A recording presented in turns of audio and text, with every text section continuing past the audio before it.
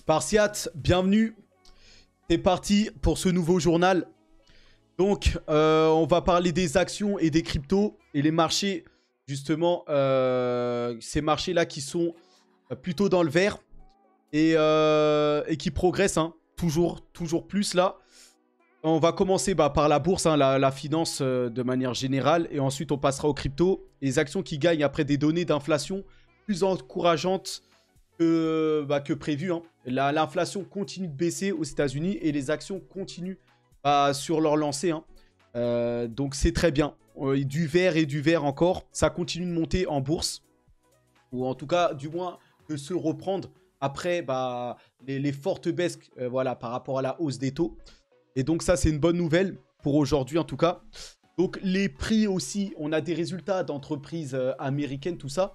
Et on voit que les prix des commerces de détail, des commerces, des enseignes américaines d'alimentation, des choses comme ça, continuent de chuter. Donc on voit que de manière générale, l'inflation est en train de baisser. Donc l'économie se refroidit, ce qui alimente la hausse des marchés.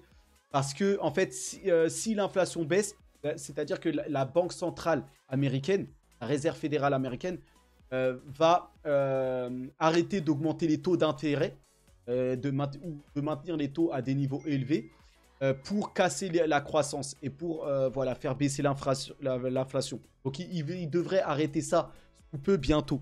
Et donc, c'est ça qui alimente la hausse de la bourse, des marchés, puisque les investisseurs sont de plus en plus en confiance et continuent d'investir.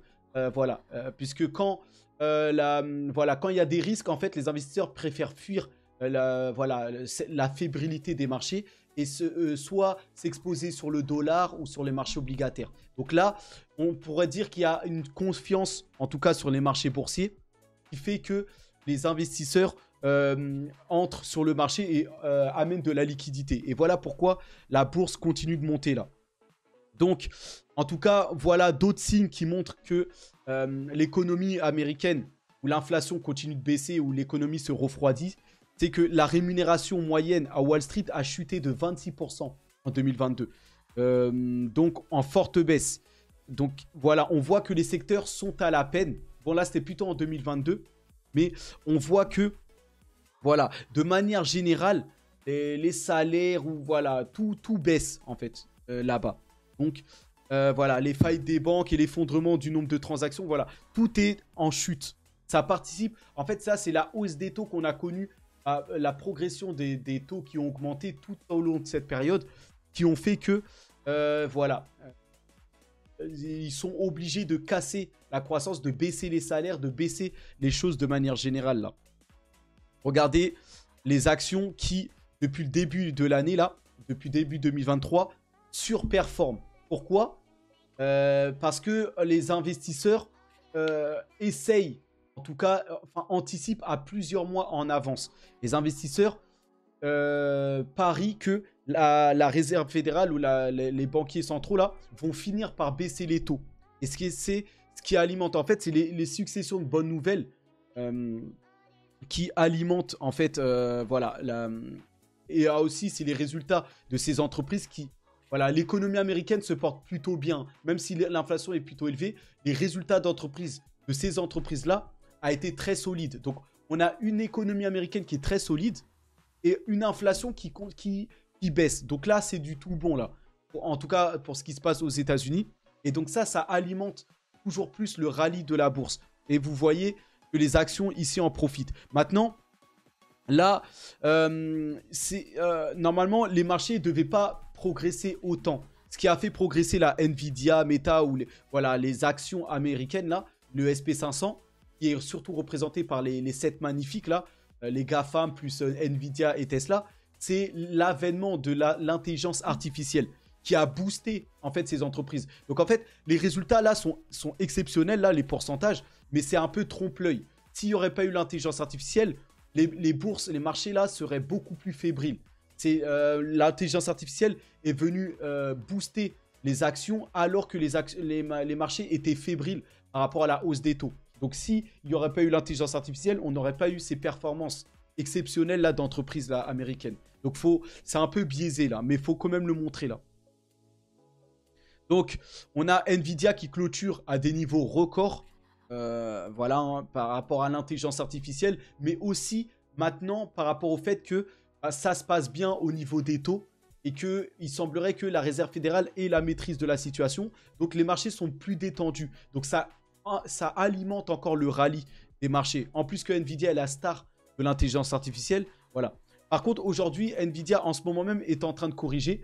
On a Michael Burry, là, de The Big Short. Voilà, un célèbre investisseur qui parie à la baisse, qui, voilà, maintenant s'attaque à Nvidia et qui pose un gros pari à la baisse pour Nvidia. Comme c'est une personne assez écoutée, et ben, Nvidia actuellement connaît une phase, là, si on regarde les cours de Nvidia. Donc là, on peut aller dessus, là. Là, Nvidia est en baisse de 2,19%, là. Vous voyez ici, actuellement, là, c'est une chute, là, à ce jour-là. Regardez, Nvidia qui chute. J'ai pas vraiment trouvé de catalyseur qui explique ça.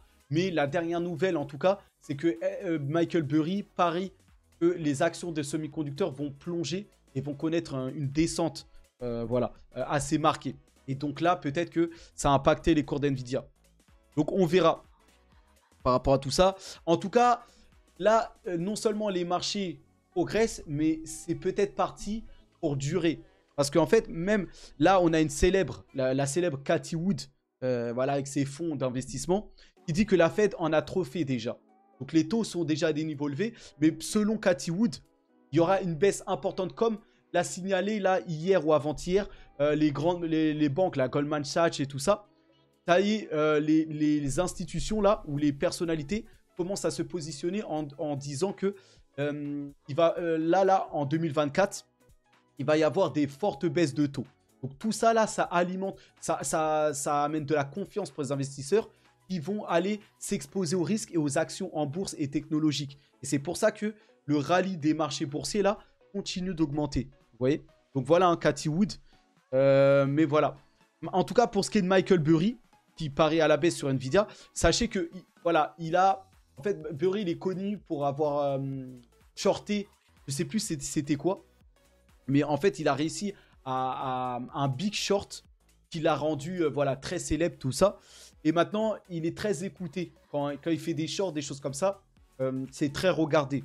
Mais là, on voit qu'il ne gagne pas tout le temps dans ses positions short. En fait, lui, il parie à la baisse sur des actifs et des choses comme ça. Il parie que ça va s'écrouler. C'est ça sa spécialité. Mais là, on peut voir que bah, Michael Burry, il a dû clôturer son pari court de 1,6 milliard. Il avait parié 1,6 milliard de dollars que le SP500 et le Nasdaq allaient s'effondrer.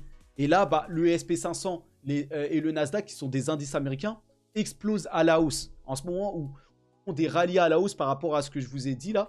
Et voilà. Et donc, bah, c'est le contraire de ce qu'il a parié. Et donc là, il est dans des grosses pertes. Donc là, il a clôturé bah, ce pari-là à la baisse. Et là, il est en perte, une perte estimée de 40% sur son pari-là. Donc, sur 1,6 milliard, bah, si on prend la moitié voilà, de 1,6, bah, on peut dire que 8 et 8, 16.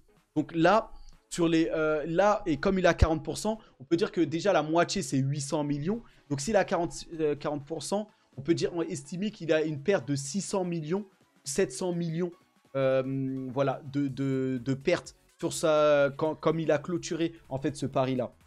Donc, il ne gagne pas tout le temps. Vous voyez? Et là, avant que ça aille plus loin dans sa perte, il a clôturé ce pari-là. Donc, vous voyez que ça peut coûter très cher. Et surtout à son niveau, là. Lui, il met plus d'1 milliard dans ses paris. C'est des gros paris, mais cette fois, il a perdu. Mais maintenant, il s'attaque à d'autres choses. Il laisse tomber les marchés américains, là, enfin les indices américains. Et maintenant, il s'attaque à Nvidia. Donc, l'investisseur de Big Short, Michael Burry, ferme ses paris.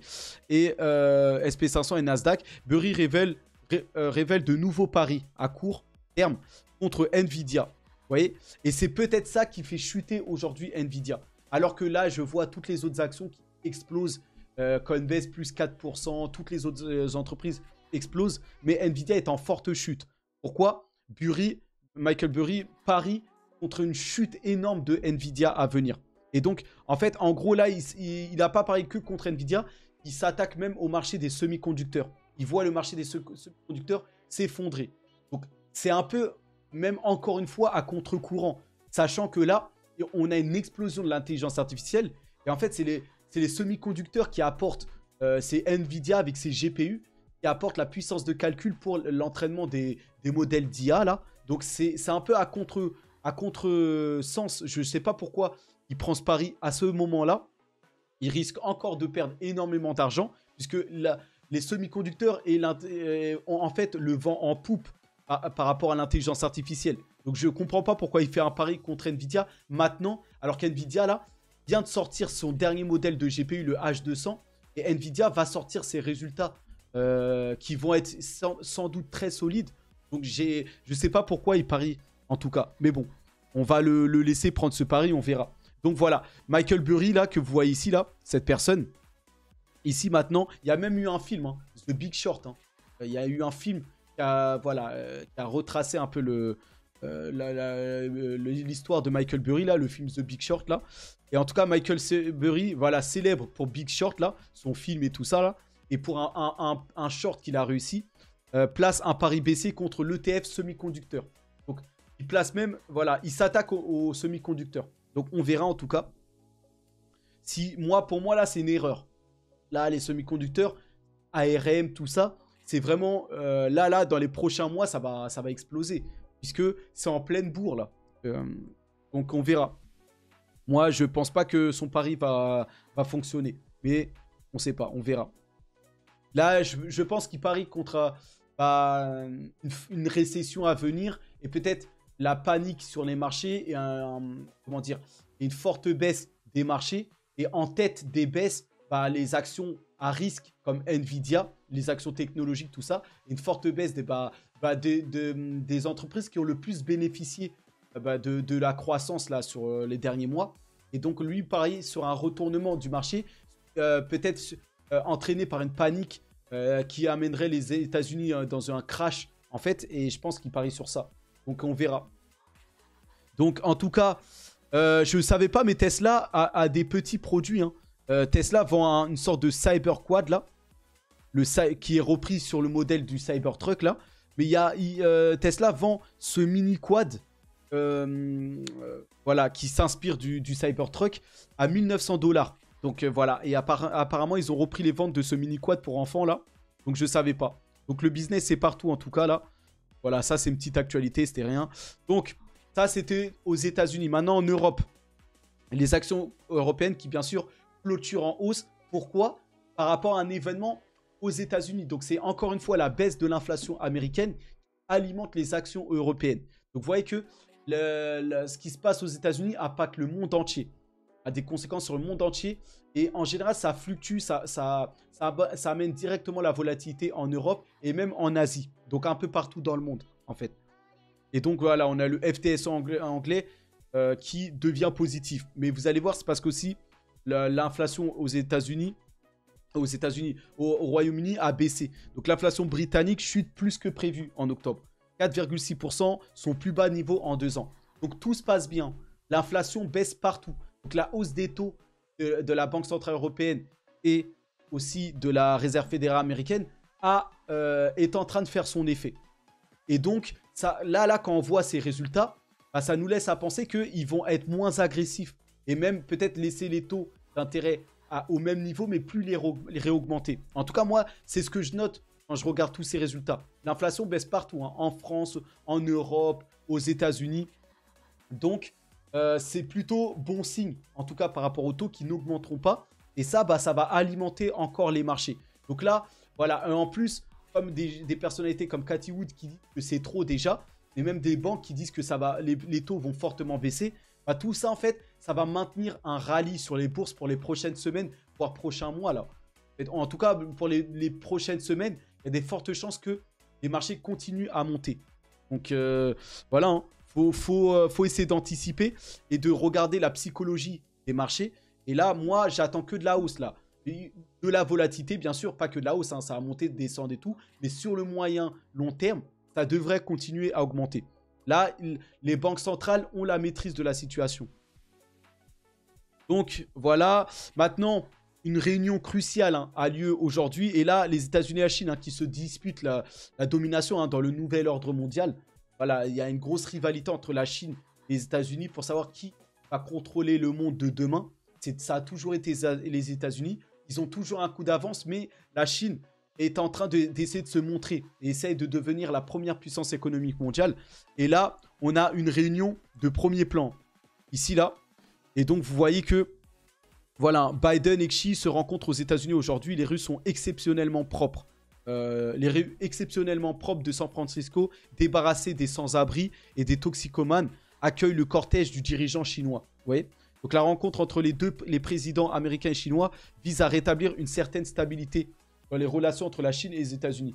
Donc voilà un autre catalyseur ici, là, qui va peut-être même apaiser les relations mondiales et surtout les relations. Parce que là, Chine-États-Unis, c'est ce qui impacte le plus l'économie. Parce que là, en fait, c'est pas une guerre raciste, en fait, entre les deux pays, on va dire. C'est pas que les Chinois et les Américains se détestent. En fait, c'est une guerre économique, on va dire, entre ces deux pays. Les deux pays veulent être la première puissance mondiale. Et en fait, ça se met des restrictions, voilà, ça se punit économiquement. Et là, le fait que Xi Jinping se déplace, ça va peut-être nouer de bonnes relations. Ça m'étonnerait qu'il se déplace pour affronter et voilà, en venir au clash. En tout cas, voilà. Donc tout ça, il peut ressortir que du bon. Et voilà, ils ont même nettoyé les rues à San Francisco. Ils ont enlevé tous les sans-abri, voilà, les toxicomanes, tout ça. Voilà, ils ont déroulé, on va dire, le tapis rouge à Xi Jinping, là. Donc voilà, maintenant la Chine a énormément de problèmes. Hein. Le chemin pour devenir et pour bousculer les Américains va être long avec l'immobilier en Chine, là, qui est, voilà. Et là, on voit qu'il y a beaucoup de problèmes là-bas, là. Mais on va pas s'attarder sur ça.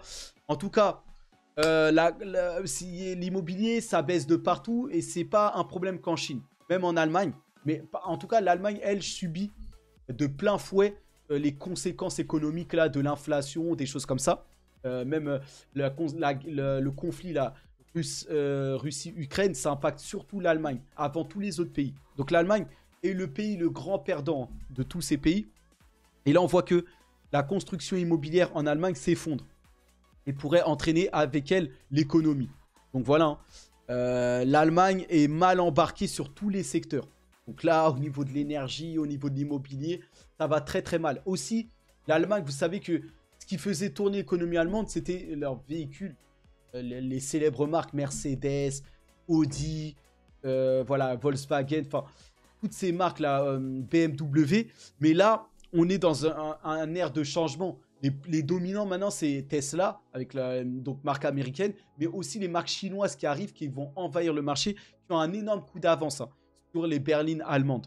Donc, même si ces constructeurs tentent, même avec Renault, là, qui vient de lancer une dernière voiture électrique à moins de 20 000, mais ces constructeurs ont trop de retard et sont à la peine et vont se faire doubler pour une domination complète plus tard asiatique et américaine. Donc, en fait, même l'Allemagne perd sa principale force. En tout cas, les véhicules et tout ça.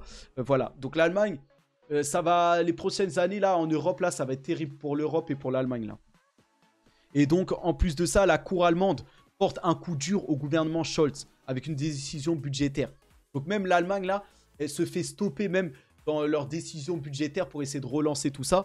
Donc, voilà, Scholz est à la peine. Et l'Allemagne va être à la peine pendant longtemps. Il n'y a pas que l'Allemagne, hein. La France aussi, ça va très mal. L'Europe, l'Occident, déjà, est vieillissant. Et ça va, voilà. En Europe, c'est un déclin. Voilà. Mais on verra pour les États-Unis par rapport à la Chine, tout ça, là. Donc voilà, en attendant, le CAC 40 et les marchés boursiers continuent leur rallye porté par les bons chiffres, les bons résultats, l'économie qui se refroidit, l'inflation qui diminue. Donc ça continue en tout cas, c'est une très bonne chose. Maintenant, on va tourner, on a fini avec ces actualités un peu financières, mais on va rester en tout cas maintenant sur la monnaie. Ça, c'est un point très important pour le futur, pour essayer d'anticiper et de savoir où investir. Et là, il faut bien noter que les CBDC, puisque justement les devises fiat là, traditionnelles avec les billets sont à la peine, là, le dollar et justement l'euro sont aussi à la peine. Et là, on voit que d'après Vous avez Kristalina Georgieva, là, directrice générale du Fonds monétaire international, donc cette dame-là, qui dit que les CBDC peuvent remplacer le cash dont la distribution est coûteuse. Donc en fait, ils savent qu'on arrive à un bout là avec leur fiat là, malade, là, leur cash là, où ils sont endettés à des niveaux records, tout ça là, avec. Et donc là, ils sont en train de changer pour des devises 100% numériques, les CBDC. Donc la Chine est déjà dans ça, le yuan numérique, tout ça. Tous les États du monde ont passé au CBDC. Donc on peut voir que on va de plus en plus dans le numérique, même pour ce qui va être des transactions, des paiements là. Donc il faut savoir. En tout cas, Ripple aide à fabriquer tout ça. On a beaucoup de projets avec la norme ISO 222. Voilà, les CBDC vont faire partie de notre paysage quotidien. Voilà, CBDC, Bitcoin, stablecoin, qui va dominer les transactions quotidiennes? C'est là la question qu'on se pose. Mais en tout cas, le Fonds monétaire international dit que voilà, le niveau d'intérêt mondial pour les CBDC est sans précédent. Donc apparemment, le monde réclamerait le CBDC. Ça, dans les faits, c'est un peu moins vrai. Les mondes et les jeunes sont plus friands de crypto que de devises d'État, on va dire. Donc elle, voilà, elle participe dans son mensonge, mais elle est obligée de dire ça, de mettre en avant tout ça pour vendre tout ça. Et elle dit que ce n'est pas le moment de revenir en arrière. Le secteur public doit continuer de se préparer à déployer les CBDC et les plateformes de paiement. Donc on voit que, je pense que les CBDC feront partie du paysage, même aux États-Unis, ils essaient d'interdire ça. Il y a des sénateurs qui essaient d'interdire les CBDC.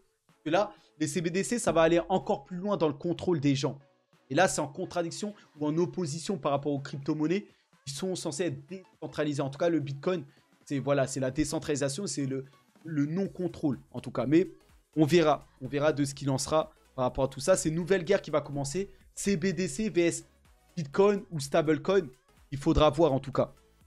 Maintenant, on a le Kazakhstan, lui, qui lance le Teng ou le Tange, je ne sais pas, numérique. Donc, sa devise, sa CBDC officielle, ou MNBC hein, en français. Donc, le président de la National Payment Corporation, Binur Zalenov, a effectué la première transaction avec la monnaie numérique de la Banque centrale du Kazakhstan, certainement. Il promet le développement massif de la plateforme. Donc voilà, la Banque centrale au Kazakhstan lance sa monnaie numérique. Voilà. De plus en plus de détails, je pense qu'en 2024, tous les États vont passer par là hein, et développer leur CBDC. Ça va arriver en même temps que l'explosion hein, des stablecoins. Enfin, va de plus en plus utiliser ça, là, les stablecoins, les cryptos. Voilà, tout va se numériser. Voilà, une économie 100% sur nos smartphones. Enfin, on va tout gérer. Il n'y aura plus de cash quasiment, ou ça va disparaître sur le temps, petit à petit. Donc, on verra hein, si c'est ça, mais on s'en dirige. Donc, les cryptos et les CBDC, le monde numérique, c'est vraiment le futur pour moi. Et tout montre qu'on arrive vers là. Il n'y a que des gens, enfin, Oussama Hamar qui n'y croient pas ou qui disent que c'est de 50-50 ou que dans 10 ans, même c'est probable que les cryptos n'existent pas. Voilà, il y a quelques personnes voilà, comme ça. Mais dans les faits réels, on a tous les jours des actualités et on accélère vers ça même. Vous voyez ? Donc PayPal, qui est l'un des pionniers hein, des paiements en ligne, des choses comme ça, et qui va certainement adopter et les stablecoins, et les CBDC, et les cryptos. Voilà, vante surtout les mérites de la blockchain. Donc pour PayPal, c'est la blockchain et Web3 qui sont les révolutions comme moyen de paiement. Donc, plus la blockchain, voilà, les CBDC, c'est pas trop pour PayPal. Vous voyez ? Donc même les gens institutionnels ne sont pas, pour la plupart, très chauds de CBDC, mais plutôt de la blockchain qui va... Avec la blockchain, vous pouvez utiliser les stablecoins ou le Bitcoin ou d'autres moyens de paiement, même les mêmes coins, là, le Shiba. Avec la blockchain, vous avez des moyens de paiement. Vous voyez, les stablecoins, comme je le dis, ou les cryptos de paiement comme Bitcoin, Monero, tout ça. Donc, pour PayPal, c'est plus cette voie-là. Et PayPal, a noué des partenariats, tout ça, déjà avec la blockchain. Donc, il se prépare à tout ça, en tout cas. Donc, ça, c'est une bonne nouvelle pour les cryptos. Donc, PayPal brave la SEC et déclare que la blockchain est la seule technologie capable de changer les paiements. Vous voyez, il partage sa vision sur Mirror, un site Web3. Donc, voilà, PayPal est à fond. Et c'est PayPal, hein. PayPal, c'est plus jeune que Visa, Mastercard, que les anciens géants institutionnels. Donc, PayPal, c'est assez récent. C'est de l'ère 2000. Voilà, hein, plus les institutions sont jeunes et même les révolus se tournent plus vers la crypto. Enfin, on voit, hein, même les jeunes, on a eu des études qui montrent que Coinbase a mis ça en avant. Les jeunes sont plus favorables à la crypto que, voilà, que les devises ou les fiat ou les CBDC. Donc, je pense qu'avec la nouvelle génération, il y a plus de chances qu'on traite avec des stablecoins ou du coin qu'avec des CBDC dans les volumes d'échange, des transactions quotidiennes. Maintenant, vous me direz en commentaire ce que vous en pensez, mais en tout cas, on dirait qu'on s'en va plus vers ça. Donc, on verra hein, qui gagnera cette guerre. Vous avez la Banque centrale aussi de Singapour, le MAS, qui va tester des cas d'utilisation de la tokenisation aux côtés des géants de la finance. Donc, la tokenisation, je vous le rappelle, ça va passer certainement par la blockchain. De toute façon, c'est ça. Il faut la blockchain pour tokeniser les actifs réels. On va avoir le narratif des Real World Assets et beaucoup de projets sont en train de naître et vont devenir des pionniers dans ça. Mais là, les géants institutionnels, hein, là on parle de JP Morgan, hein, la plus grande banque des États-Unis ou la plus prestigieuse, la DBS, la BNY Mellon, donc tous des banques prestigieuses là qui sont en train, avec les banques centrales là, de se préparer à ça, la tokenisation des actifs réels. Et ça, c'est sur l'appui de la blockchain. Donc voilà une autre nouvelle pour le Web3, tout ça là. Regardez ici, encore une autre nouvelle pour les banques avec la blockchain. La Standard Chartered lance à son tour une plateforme de tokenisation. Donc toutes les géants institutionnels se préparent à la tokenisation des actifs. Oui, les banques veulent que ça passe par elles. Et elles lancent elles-mêmes leur propre plateforme. Mais je pense que, perso, ça va devenir obsolète au profit de projets, à défaut, enfin, au profit de projets qui seront déjà établis sur la blockchain. Je parle des Realio, Centrifuge, voilà, tous ces nouveaux projets de la blockchain. Je pense que ces projets-là vont dominer et vont surpasser les banques traditionnelles. Pourquoi? Parce que ces projets-là sont décentralisés et auront plus la confiance des futurs particuliers, des choses comme ça. Donc, les géants institutionnels là, comme Standard Chartered, JP Morgan, peut-être qu'au début, oui, dans l'adoption massive, ça va le faire, mais petit à petit, je pense qu'ils vont se faire... voilà, ils sont un peu à l'ancienne. C'est des banques traditionnelles, c'est un peu l'ancienne école, on va dire. Je pense que c'est les projets crypto bien plus modernes qui sont déjà établis sur la blockchain qui vont les balayer hein, sur le temps, faire que ces banques traditionnelles vont s'évaporer sur le temps là. Donc on verra, le temps nous le dira en tout cas. Donc voilà, hein, encore d'autres institutions. La 4e plus grande banque allemande, la Commerzbank AG, obtient une licence lui permettant de proposer à ses clients des services liés au Bitcoin et aux cryptos. Donc voilà, tous les institutionnels se préparent à proposer du Bitcoin dans leur service de garde. Bitcoin, Ethereum. On a les ETF Bitcoin, Ethereum, peut-être même Ripple qui arrivent pour emmener des milliards de liquidités. Donc voilà, quand les Oussama Hamar disent que c'est probable aussi que ça disparaisse, bon, ça va être compliqué. Ouais. Ou même ceux qui croient pas, ceux de la vieille école, les Warren Buffett, les choses comme ça. On voit que ça se démocratise. Vous voyez, tous les géants institutionnels. Donc ici, Commerzbank, ici devient la première banque allemande à obtenir une licence de conservation d'actifs crypto. Donc voilà, la licence permettra à la banque de développer une large gamme de services d'actifs numériques avec un accent particulier sur les cryptos. Donc voilà, on en a plein. Là, récemment, il y a Dubaï qui met en place avec Ripple plein de choses pour amener l'adoption massive. Donc voilà, tous les jours, il y a des nouvelles d'adoption par rapport à tout ça. Aussi, n'oubliez pas les ETF Bitcoin Spot. Hein. Cathie Wood, encore elle, qui affirme que quelque chose a changé dans l'attitude de la SEC à l'égard d'un ETF Spot Bitcoin. Donc, on sent que ça y est. Hein. Maintenant, c'est plus une question de est-ce que ça va être accepté ou pas. C'est la question de c'est quand. Et là, voilà, même Cathie Wood ressent qu'il y a quelque chose qui a changé. Et on se prépare. De toute façon, tous les institutionnels, là, sont en train de se positionner, de se placer. Hein. Donc là, il faut en faire de même. En tout cas, pour nous particuliers, là.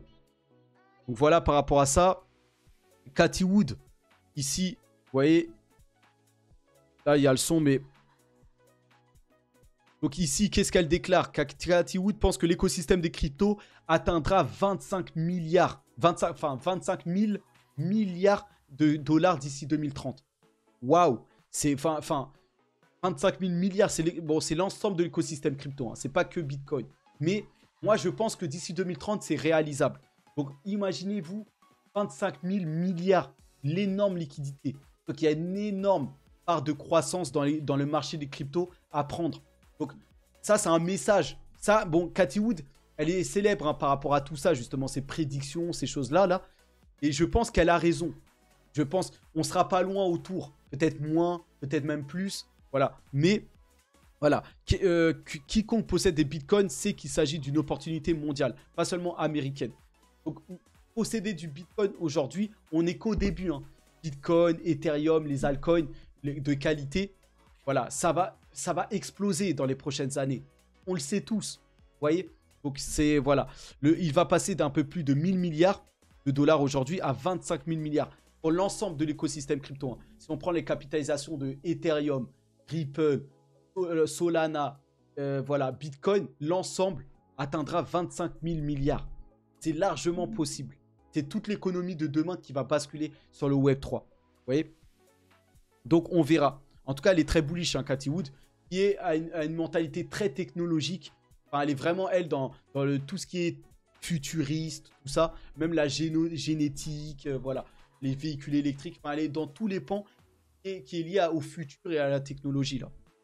Donc, on verra si ça se passera ou pas. Mais Cathy Wood, en tout cas, pour le Bitcoin, Cathy Wood dit que le prix de base pour un Bitcoin est de 600 000 dollars. Donc, le Bitcoin est même pas à 100 000 dollars. Elle parle d'un prix, normalement, le Bitcoin doit valoir 600 000 dollars. Est-ce que c'est à terme, d'ici le prochain bull run? Bon, j'ai pas plus de précision ici, mais en tout cas, Bitcoin atteindra certainement ce prix dans le futur. Maintenant, il faut y aller mollo. Déjà, Bitcoin doit dépasser les 100K, 150K. Ça ferait déjà un x3, enfin x3, x4 pour le Bitcoin à partir de ces prix de 30 000 là. Donc, on verra déjà. Mais Bitcoin ira bien sûr bien plus haut plus tard là.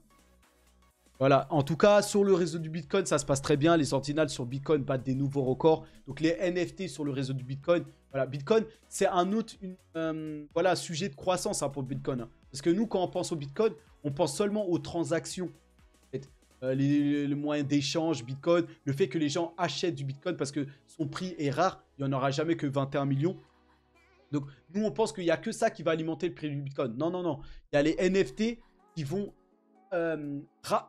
envahir le réseau du Bitcoin, et ça a porté le Bitcoin à même le prix du Bitcoin à des niveaux plus hauts, hein. Parce que quand on parle de Bitcoin, on parle d'échange de valeur, c'est ça qui alimente, mais on parle en fait de qui va posséder du Bitcoin.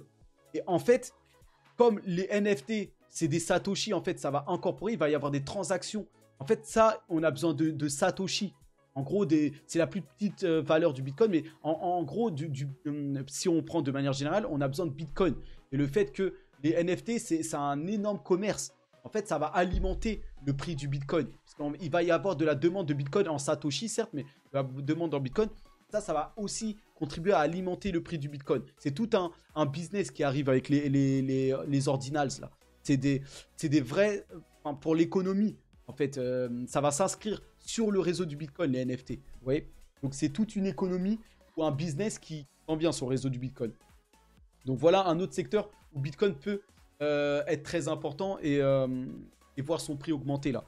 Donc, après, il n'y a pas grand-chose sur Ethereum, donc je vais basculer directement sur le XRP qui attire l'attention en tant que perturbateur potentiel des paiements mondiaux.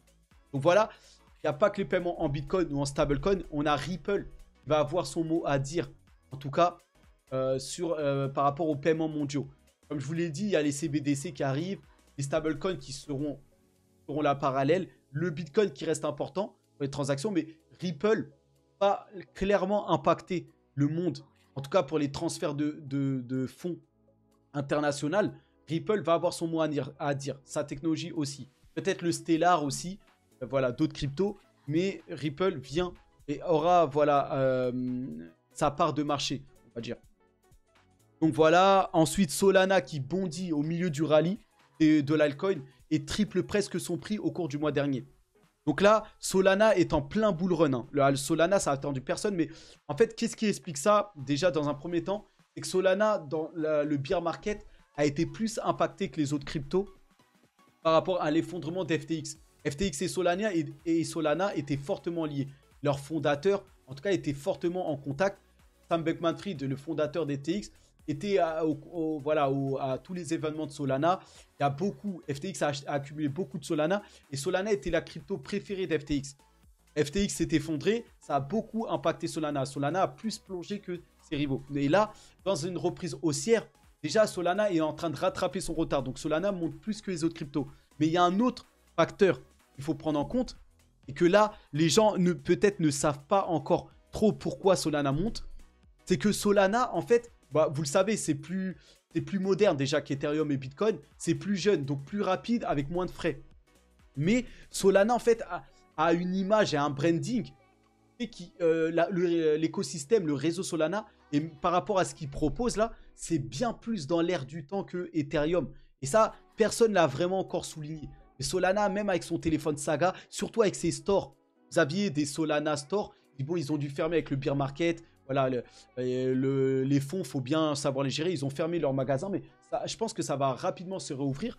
Mais en fait, Solana, là, les stores, comme les Apple Store, les stores Apple, comme les stores de NIO, là, la voiture électrique, et les chinoises qui viennent concurrencer Tesla, Solana a un branding assez jeune.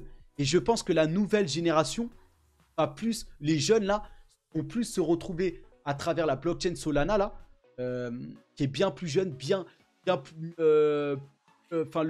le modèle économique, même la présentation de l'écosystème est bien plus, mieux faite, on va dire.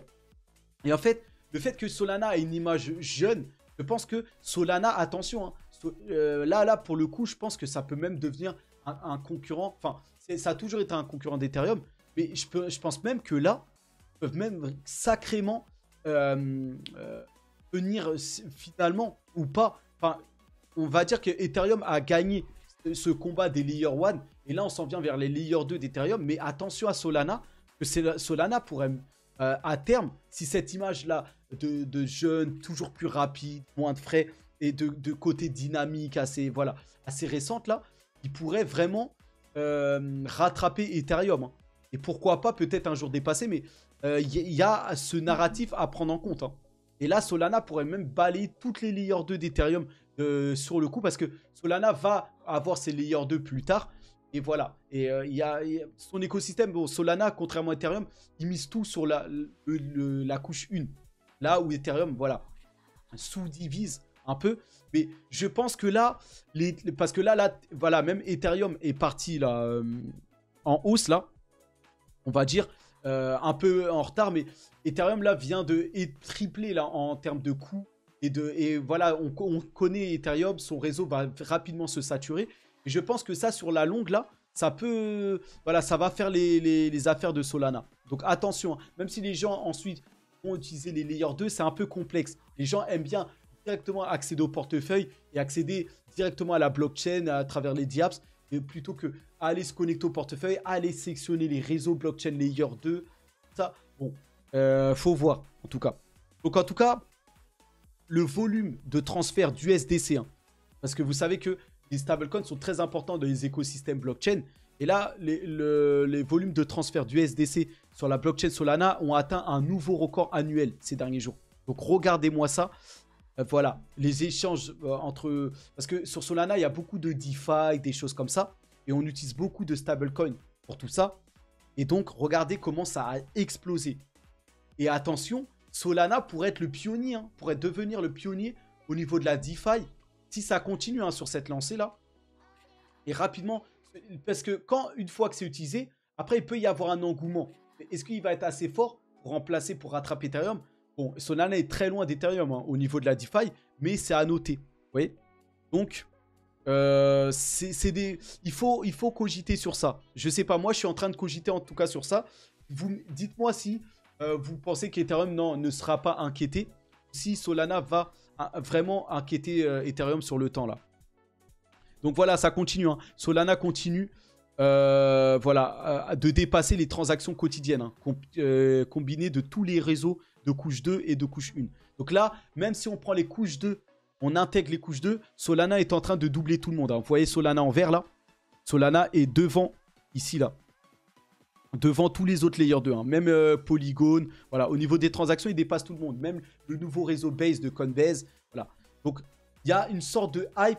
Et j'arrive à l'expliquer par le fait que Solana a une image qui va faire qu'on va vouloir l'utiliser. C'est très... En fait, c'est très simple, Solana. C'est ça où peut-être les autres layers 2, ils sont pas aussi forts côté branding. Ça là, Solana arrive à faciliter ça. Et attention, hein, parce que Solana, avec le téléphone Saga, tout ça, pourrait même accélérer la simplicité et amener cette adoption pour les jeunes. Là, on passe par les smartphones. Solana est déjà sur ce créneau-là. Et en fait, si vous voulez, j'ai l'impression que Solana peut ringardiser Ethereum. Peut mettre un coup de vieux à Ethereum. C'est là où est le danger pour Ethereum. Voilà. Et ça pourrait entraîner Ethereum et ses layers de mai. C'est qu'une spéculation. Il faudra surveiller ça de près. Et moi, pour moi, c'est pour ça que Solana là explose. En partie parce qu'ils rattrapent leur retard, parce qu'ils ont plus baissé que les autres à cause d'FTX, mais aussi à cause de ça là. Donc, faut noter tout ça là. Donc, aussi au niveau des DEX, hein, donc là, je parle de la DeFi là. Regardez bien, hein, le volume des exchanges décentralisés DEX de Solana a atteint un nouveau record. Donc, les DEX sont fortement utilisés. Orca, peut-être Jupiter, tout ça là sur Solana sont très très utilisés. Il y a un gros volume. Le réseau Solana est fortement utilisé en ce moment. Et ça ne m'étonne pas au vu de la facilité, au vu de comment les développeurs ont amené ça là. Et donc voilà, même au niveau des NFT, voilà, ça explose pour Solana qui est devant même Polygon Matic. Donc moi je disais hein, que Polygon peut être le roi des NFT, mais attention, quand même attention à Solana. Solana n'a pas dit son dernier mot. Donc il faudra surveiller tout ça. Par contre, voilà, pour le téléphone Saga, bon, le téléphone de Solana, là, le téléphone Saga, ça a fait un flop, bien évidemment. Moi, pour le coup, je savais que ça allait flopper. Et même les stores de Solana, les magasins ont dû fermer, mais Solana continue à développer tout ça. Peut-être que plus tard, quand on va avoir la vraie adoption, où les cryptos vont à nouveau être dans une hype, peut-être que ça va revenir. Mais en tout cas, ce qui est sûr, c'est que Solana a créé un kit pour son smartphone qui est largement de qualité et qui va être largement je pense que l'UX qu'on créé là va être la norme de demain. Et là, même ce côté-là, Solana a une énorme part de croissance à prendre. Maintenant, dans les faits, Certic, voilà, certifie la blockchain, on va dire, a trouvé une vulnérabilité sur le téléphone de Solana au moment du démarrage. Donc ça à noter. Après, le téléphone, pour le moment, est en phase encore d'expérimentation. Voilà. Et il n'a pas encore été adopté. Donc, c'est tant mieux qu'ils ont trouvé une faille maintenant, on va dire, pour Solana. Là. Donc, voilà. Hein. Et dans les autres, les dernières news, là, on a Sei qui est... Sei, c'est encore un autre réseau, là, qui cherche à devenir des Ethereum ou Solana killer. Donc, vous avez Sui, Aptos. Là, vous avez Sei qui annonce l'intégration de l'USDC à son réseau de façon native. Donc, voilà. Circle, voilà, tous les projets qui sont un peu en Rust, façon intègre en général le Circle, l'USDC là. Donc, pour Sei, je ne sais pas ce qu'il en est, j'ai pas suivi les dernières nouvelles, mais on verra ce qu'il en sera. Voilà, c'est une nouvelle à apprendre. Binance, eux qui investissent, et en général, quand Binance, ils investissent, en général, c'est souvent couronné de succès. Et là, bah, ça ne m'étonne pas. Ils investissent dans Arkham, qui est un outil d'analyse pour le Web3. En fait, ils vont analyser les projets et pour voir si c'est des scams, des choses comme ça. Et donc, Arkham, c'est très fort. Hein. C'est très fort. Alors, je ne sais pas si je peux... Vous avez Arkham 2.0. C'est pas... Alors, je vais... Voilà. Là, je vais essayer d'aller sur le site. Donc, pour vous montrer Arkham Intelligence, là. Donc, là, il parle de désonanimer la blockchain. Vous savez que la blockchain, c'est assez anonyme. On ne sait pas trop ce qui se passe comme transaction sur la blockchain. Bah, Arkham vous fournit toutes ces informations-là. Toutes les données que vous avez besoin de savoir, anonymes sur les transactions sur la blockchain. Bah, Arkham vous montre qui fait les transactions, que les baleines qui déplacent leurs fonds ou des choses comme ça, les présidents qui vont investir sur telle ou telle crypto, bah, Arkham vient désanonymer tout ça. C'est comme ça qu'il parle de, voilà, de... Et c'est en fait, c'est comme un Wikipédia sur la blockchain où, je sais pas, en fait, ils vont venir scruter et vous trouvez les informations de qui fait les transactions ou des choses comme ça. Donc ça, pour moi, c'est un énorme projet. Et Binance fait bien d'y investir. Et moi-même, le jeton là, leur token ARKM, je vais holder cette crypto-là sur le long terme. Puisque plus la crypto va être adoptée et plus les gens vont utiliser les produits d'Arkham pour chercher les transactions, voilà, pour voir si c'est pas une fraude ou des choses comme ça. Donc Arkham, c'est côté infrastructure blockchain, une valeur sûre, au même titre que Chainlink, The Graph, voilà, tous ces projets-là, peut-être Axelar, tout ça. Donc Arkham, big projet là. Donc voilà, on en finit bientôt. Donc là aussi, Binance est dans un affrontement comme d'hab avec la SEC. Donc tout comme Coinbase, Ripple, tout ça. Mais là, on a une juge qui a rejeté la demande conjointe de Binance et de la SEC de confidentialité. Donc les deux souhaitaient rester assez confidentiels. Mais là, ils vont devoir exposer leurs soucis, leur confrontation au grand public, on va dire. Il n'y aura pas de confidentialité dans cette affaire-là. Donc, c'est à prendre en compte.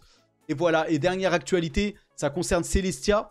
Celestia qui est en top des tendances. Hein. Je ne sais plus s'ils sont encore en top des tendances, là. Voilà. Quand vous regardez le top des tendances crypto, vous avez Solana, hein, bien sûr. Trust en tête avec ses surperformances, là. Encore plus 9% aujourd'hui, là. Mais en premier lieu, vous avez Celestia. Celestia, c'est un nouveau pari. Encore une énième blockchain construit dans l'écosystème de Cosmos, mais c'est un réseau modulaire. Donc là, c'est notre vision de la blockchain avec une énorme modularité et qui peut apporter une nouvelle façon de voir la blockchain. Enfin, voilà. Et on va pouvoir construire sur la blockchain Celestia et ça peut voilà, redéployer voilà, les choses. Donc on verra. C'est, on va dire, une nouvelle architecture de la blockchain. Beaucoup plus libre, on dit, voilà. On verra. Et Celestia, Trust en tête. Ils viennent de sortir leur crypto, le TIA. Et là, c'est un carton pour l'instant pour le projet. Et donc, Celestia qui va le 30 novembre, là, à la fin du mois. On est au mi-novembre, on est le 15. Le 30 novembre 2023 à Paris, donc en France, soit un mois après le lancement de son nouveau réseau, là. Bah, voilà, ils vont lancer un meet-up. Le modulaire meet-up. Donc, ils vont tenir un événement. Donc, on verra. Mais à noter, hein, il faut prendre en compte là, Celestia. C'est la nouvelle ère des blockchains. Donc, important de suivre leur actualité. Après, s'exposer à la crypto, ça reste un risque. Parce que là, ça reste que des promesses. Mais voilà, c'est une nouvelle vision de voir les choses. Vous avez Yiril qui a fait une vidéo sur Celestia. Yiril Crypto.